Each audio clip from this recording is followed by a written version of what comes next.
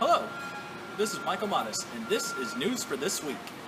In international news, 5 months after President Trump announced he was tearing up President Obama's Cuba deal, his administration is finally implementing those changes. Starting Thursday, U.S. tourists and companies will no longer be able to do business with a long list of entities that have allegedly had ties to Cuban military, intelligence, or security services. American tourists will also no longer be able to travel to Cuba with individual people-to-people exchange programs. They must travel now with a sponsoring organization, or, if they're on educational travel, with an American group or university.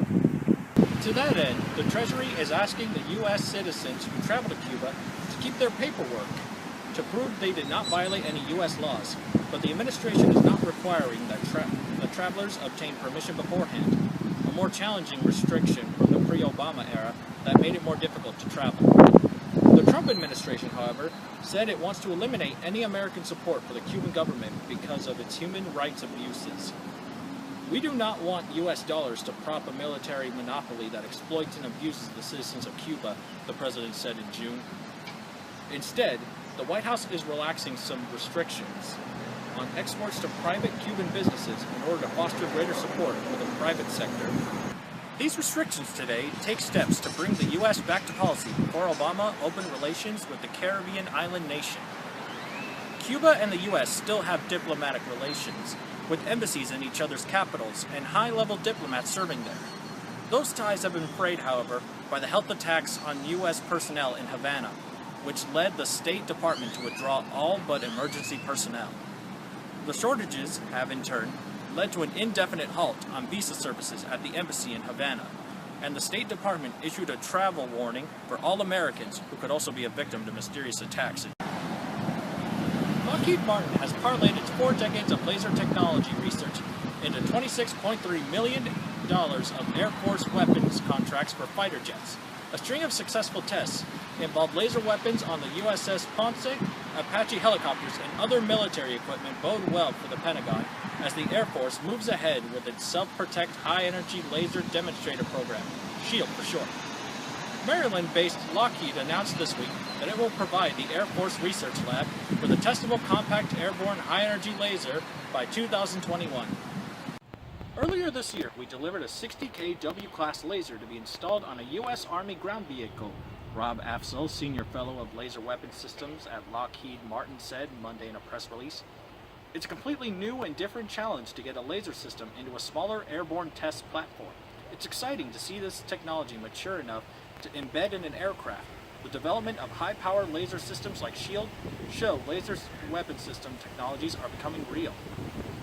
Lockheed spokeswoman Kate Scruggs told Business Insider that its weapons will be used for self-defense against ground-to-air and air-to-air weapons. The defense contractor's product will work in conjunction with a beam control system developed by Northrop Grumman and a pod created by Boeing, UPI reported. We have demonstrated our ability to use directed energy to counter threats from the ground and look forward to future tests from the air as part of the SHIELD system, Mr. Afzal said. 10 teams have entered the fieldhouse this year to challenge UTRGV, and 10 teams have been sent home with another L in the loss column when they were done. The UTRGV volleyball team claimed another 2 victims as they knocked off Seattle University 3-2 on Thursday and Utah Valley University 3-0 on Saturday.